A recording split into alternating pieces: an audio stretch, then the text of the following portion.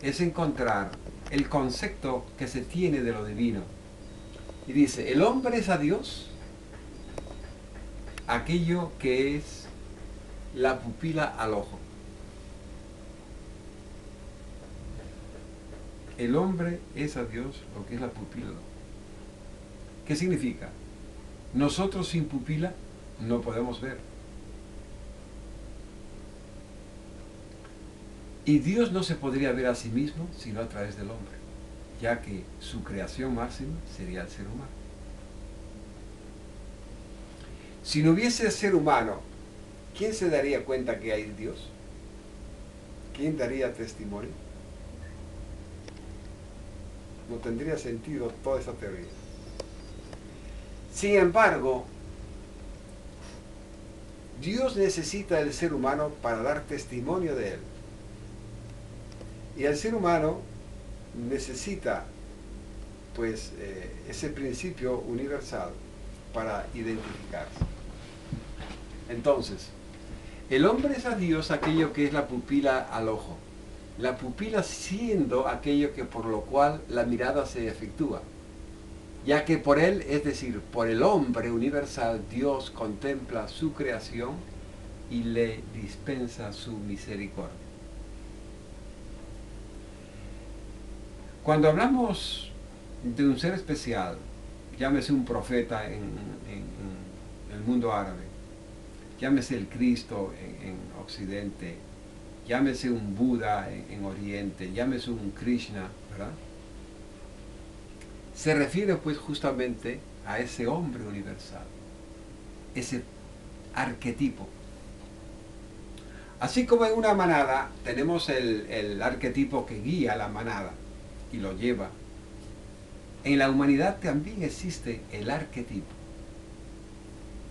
que guía a la humanidad. Entonces, el hombre universal contempla a través de él, porque él representa las cualidades, las mejores y las más alturadas de la creación. Y está ahí la síntesis de la creación en ese ser humano. Y entonces Dios se puede ver a sí mismo. Porque no hay diferencia entre ese hombre total, ese hombre cabal, ese hombre perfecto y Dios, no hay diferencia.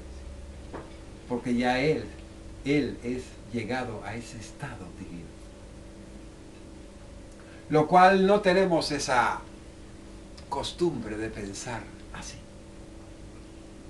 Además que los sufíes se caracterizan por una enseñanza, como dije al principio, profundísima.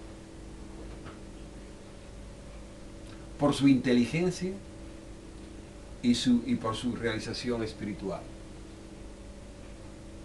Entiendo entonces que no cualquier persona puede practicar el sufismo. Cualquier persona puede practicar sufismo, pero tendrá que afinar sus sentidos a la modalidad de la comprensión que se presenta, ya que es una cultura que inclusive los templarios tomaron las bases de su orden, de los caballeros del Cristo, del templo, de los sufíes, y que la conexión del sufismo estuvo en contacto con Occidente, e inclusive en el caso de René Guénon, él era francés, y cuando falleció lo lloraban los franceses y los lloraban los árabes, el mundo árabe, porque fue tanto admirado como amado, tanto en Occidente como en Oriente. Este símbolo sufí, que es muy bello, Ilahi, mi Dios.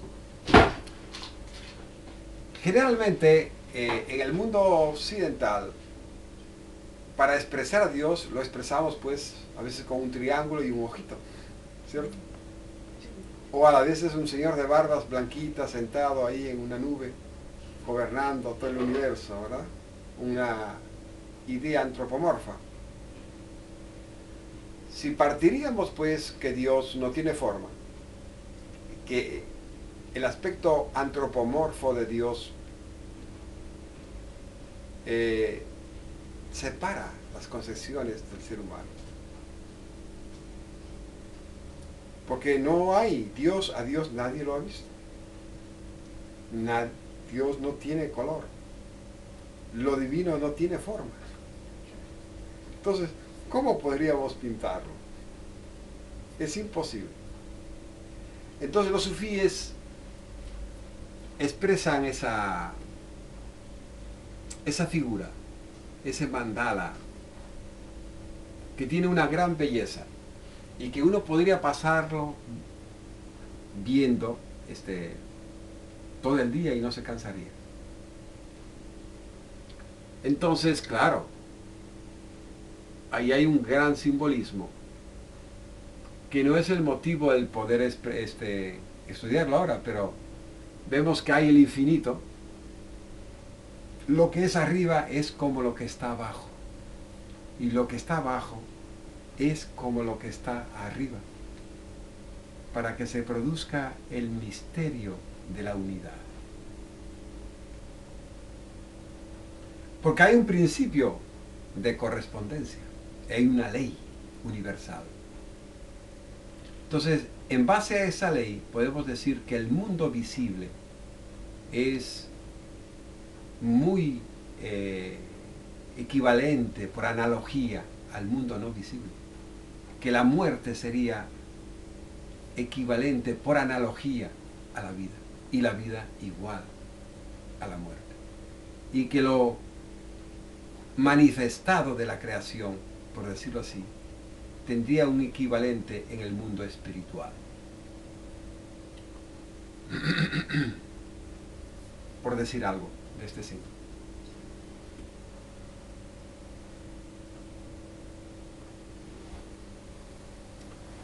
Y entonces explica que tal es el hombre, a la vez efímero y eterno, ser creado, perpetuo e inmortal.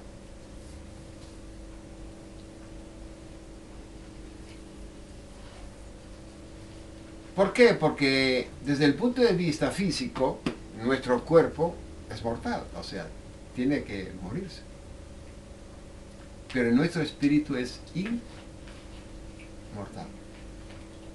Entonces tenemos, es como decir, el día y la noche. ¿Sí? La noche, pues, es algo que no es visible, por decirlo así, y el día es más visible. Pero los dos tienen, siendo polaridades diferentes, tienen la misma validez. Uno no puede ser sin el otro. Porque el espíritu, para manifestarse, necesita de un cuerpo. Y un cuerpo, para tener vida, necesita del espíritu. Si no, no estaría vivo yo. Por eso decíamos que al principio que Dios necesita del ser humano para manifestarse. Si no, no tendría razón de ser. Pero el ser humano entonces tiene la manifestación, que es lo que vemos, pero tiene su espíritu, que es lo que no vemos. Y no podemos mostrar a nadie, pero existe. Pero los animales también tienen espíritu. No. Tienen un principio colectivo. Tienen un alma, podríamos decir, colectiva, ¿no? O sea, grupal, bestial todavía. El espíritu divino va en ese proceso de evolución. Ahora, desde el punto de vista de la energía, los animales tienen energía, el ser humano tiene energía, los vegetales tienen energía, los minerales tienen energía. Entonces podríamos calificar que lo divino es igual que energía. La energía no tiene comienzo, no tiene final. Y lo divino no tiene comienzo y no tiene final.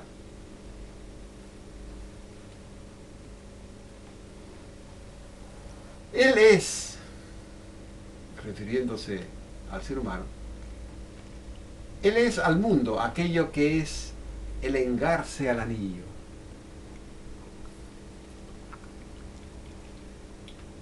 Significa pues que el hombre universal es lo más bello que existe en el planeta. Y lo más bello en el anillo es el engarce, es la piedra preciosa que está ahí en el anillo. Por eso dice, Él es al mundo aquello que es el engarce al anillo. El engarce lleva el sello que el rey aplica sobre los cofres de su tesoro. O sea que sabemos que en la antigüedad el anillo llevaba un sello, que inclusive sellaban y sin ese engarce nadie podía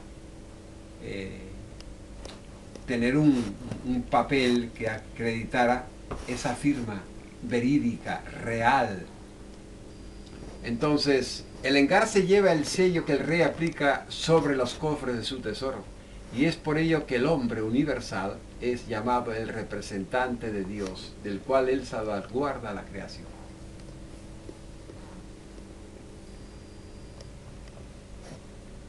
Entonces, esos engarces están pues maravillados dentro de lo que es el hombre universal, que en sí era in Arabi también un hombre universal, porque él buscaba, más allá de su vida, más allá de su familia, buscaba pues la enseñanza.